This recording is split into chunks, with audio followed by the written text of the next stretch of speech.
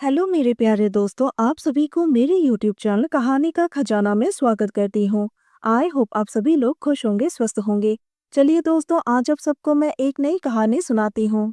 रात के 12 बजे वो मेरे कमरे में आया। उसका साथ पाकर मुझे ऐसा लगा कि दोस्तों, मेरा नाम जूही है और मैं दिल्ली में रहकर अपने बीए की पढ़ाई कर रही हूँ। मेरी विधवा माँ और मेरे छोटे भाई हरियाणा में रहते हैं। कुछ दिनों से कॉलेज में क्लास नहीं हो रहे थे। हॉस्टल में भी अकेले रहकर अच्छा नहीं लग रहा था।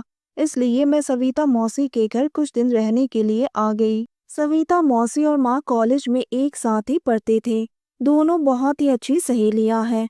मौसी के घर में वो और उनके बेटे ही रहते हैं। उनके पति हमेशा टूर पर ही रहते हैं। वो लोग बहुत ही अमीर हैं और दिल के बहुत ही अच्छे हैं। मौसी के बेटे का नाम राहुल है। वो मेरे से काफी क्लोज है। हम हर बात शेयर करते हैं। वो दिखने में बहुत ही हैंडसम है। वैसे मैं भी दिखने में बहुत ही खूबसूरत हूँ।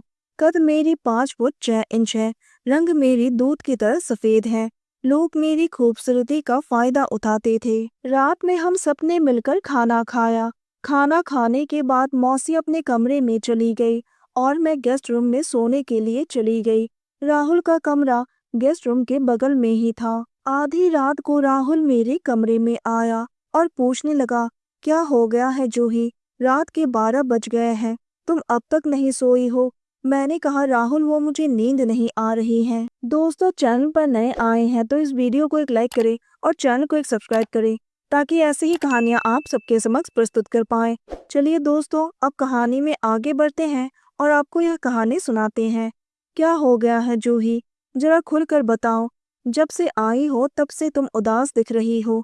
मैं अपने आंसू रोक नहीं पाई और मैंने राहुल को अपने बॉयफ्रेंड अनिल के बारे में बताया कि उसने मुझे छोड़ दिया है। राहुल ने कहा, तुम दोनों तो शादी करने वाले थे, ऐसा क्या हो गया?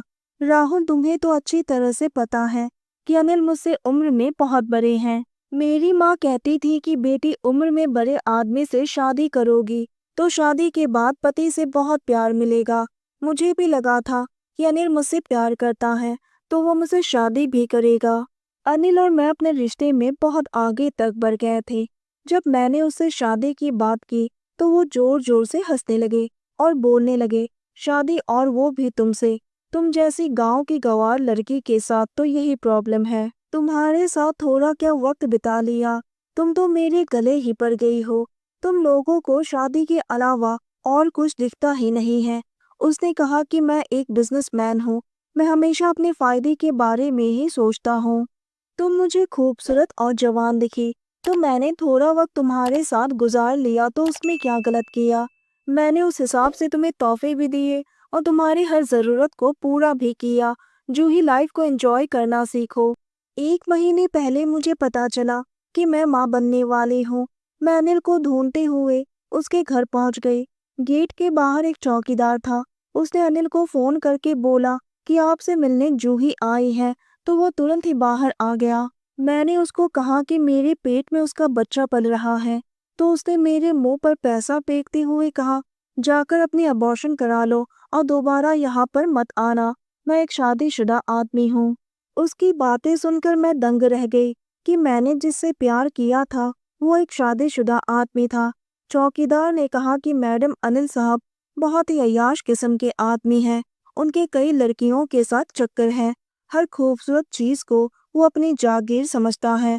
अच्छा होगा कि आप उनसे दूर ही रहो। मैंने रोते हुए कहा, राहुल, अब तुम ही बताओ, मैं अपनी विधवा माँ को क्या कहूँगी? मैं तो किसी को मुंह दिखाने लायक ही नहीं रही। कुछ दिनों के बाद मेरा पेट भी सबको दिखने लगेगा। मुझे तो मर जाना चाहिए। तभी राहुल ने मुझे अपनी बाहों में भर लिया। वो कहने लगा, जूही, मैं तुमसे बेइंतहा मोहब्बत करता हूँ। हाँ, कभी कह नहीं पाया।